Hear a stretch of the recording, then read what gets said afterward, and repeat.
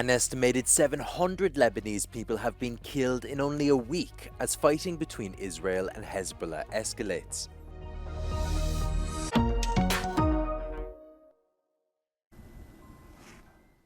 Nearly 700 people have been killed in Lebanon this week as fighting between Israel and Hezbollah escalates, according to the Lebanese Health Ministry. Israel has dramatically escalated strikes in that time, saying it is targeting Hezbollah's military capacities and senior Hezbollah commanders.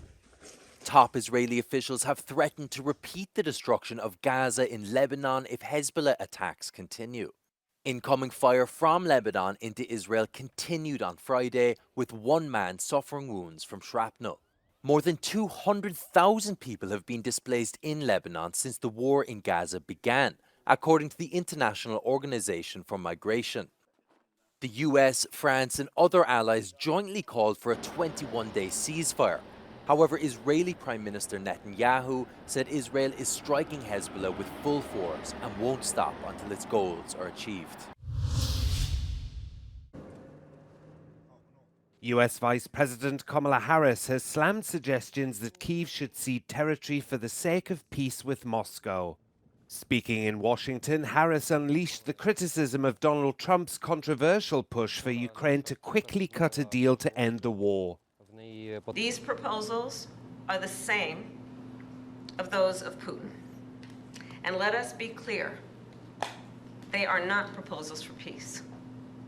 Instead, they are proposals for surrender, which is dangerous and unacceptable. Trump has criticized US assistance for Ukraine, praised Russian President Vladimir Putin and faulted Zelensky for the ongoing bloodshed. But he rejected Harris's criticisms and insisted that he only wants to stop the horror show that's gone on. At the presser with Harris, Zelensky said a lasting and just peace was a top priority for Ukraine. Zelensky was in Washington to present the White House and Congress with his plans for reaching an endgame in the war by improving Ukraine's chances on the battlefield. And addressing the UN General Assembly on Thursday, EU Council President Charles Michel said the bloc would support Ukraine for as long as necessary. He also urged China to reconsider its support for Russia and use its influence to ensure that the United Nations Charter is respected.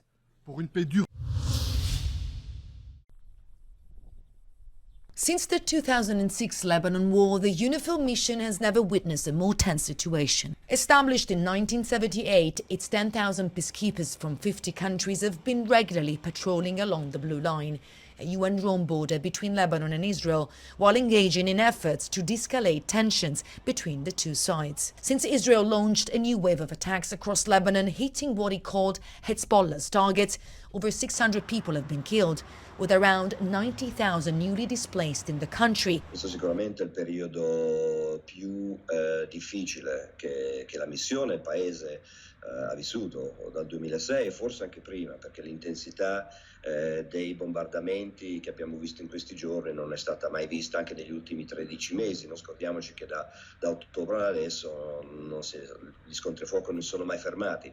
Gli ultimi 4-5 giorni hanno visto anche il numero di morti arrivare quasi allo stesso numero di morti che ci sono stati nella guerra del 2006. Israel says it is preparing for a ground invasion. È stato detto dagli israeliani che sono preparati per un'invasione di terra. L'altra cosa importante è che noi siamo presenti lì, quindi al momento non stiamo vedendo nessun tipo di movimento. Pensiamo che anche nel 2006 la missione è rimasta anche durante l'invasione israeliana, quindi non pensiamo che necessariamente questo voglia dire un ritiro della missione UNIFIL. On Wednesday, Hezbollah said it had targeted the Mossad headquarters with a missile fired toward Tel Aviv, which was later intercepted. Meanwhile, the US and France called for a 21-day ceasefire. Israel rejected the proposal, saying it will continue to fight against Hezbollah. Stiamo cercando ancora di trovare una soluzione attraverso mediazioni, ma anche attraverso l'operato non solo della missione, ma il capo della missione, che mantiene questo canale aperto di comunicazioni con le parti per cercare di mitigare il rischio. Però la situazione è molto seria. La soluzione c'è, quella che abbiamo detto da tempo, la soluzione che anche entrambi i paesi hanno indicato, logicamente in maniera diversa, ma l'implementazione della risoluzione 1701, la nostra risoluzione, che è la stessa risoluzione che ha fatto sì che la guerra nel 2006 finisse. Uncertainty on both sides has been there for over 10 months. But people have never been so concerned as they are now at the prospect that a full-out war could become a reality. Giorgio Orlandi for Euronews in Rome.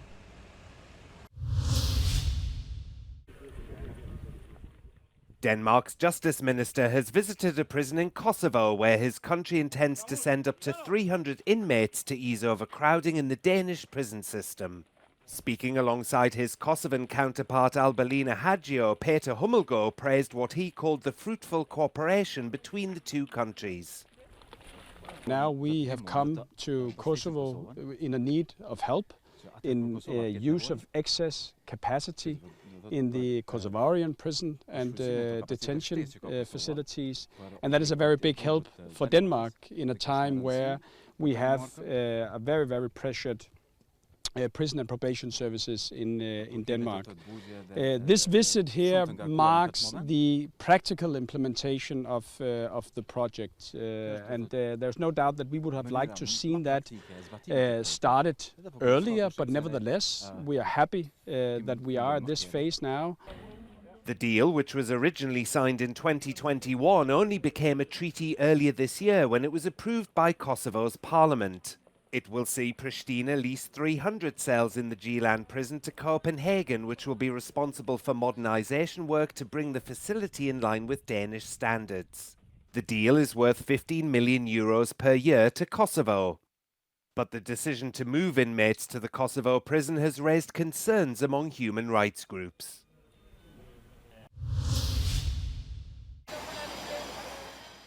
The 12-week legal limit for abortion in Belgium leads more than 300 women a year to travel to the Netherlands to terminate their pregnancies, according to pro-choice associations.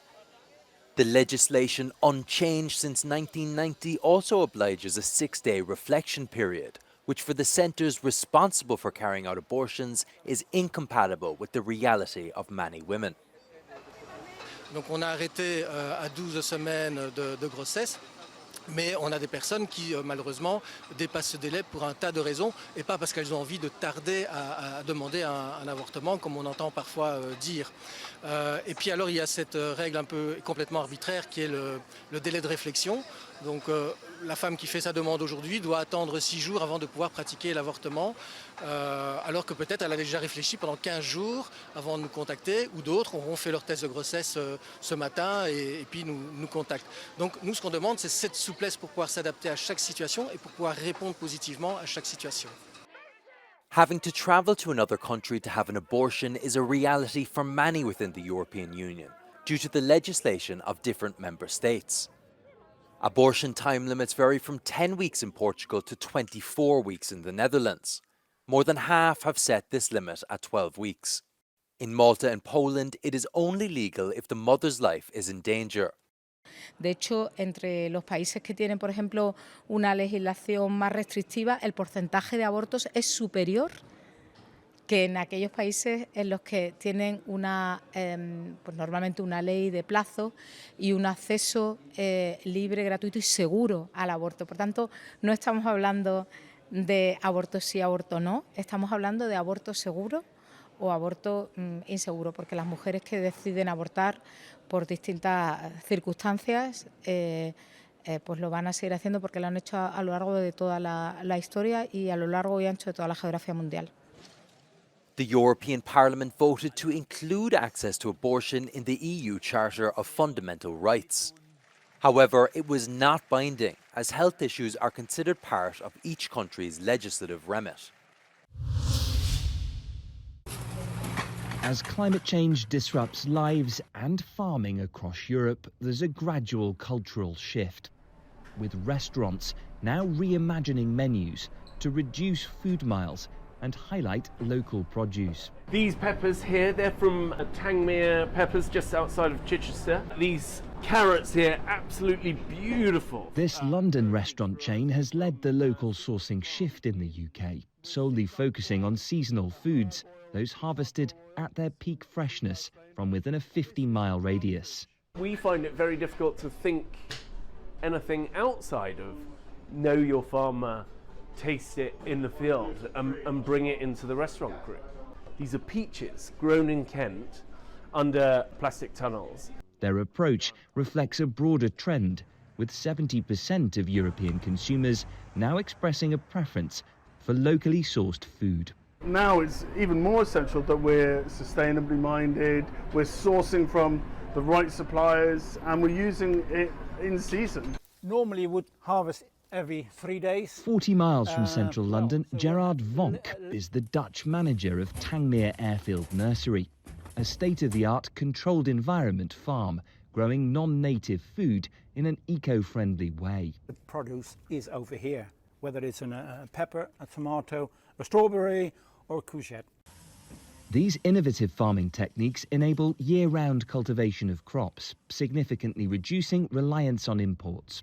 Local farming cuts transportation emissions by up to 40%, aligning with the EU's goal of decreasing carbon footprints throughout the food supply chain. By casting our vote on the 3 meals a day that we eat, we can be part of that solution.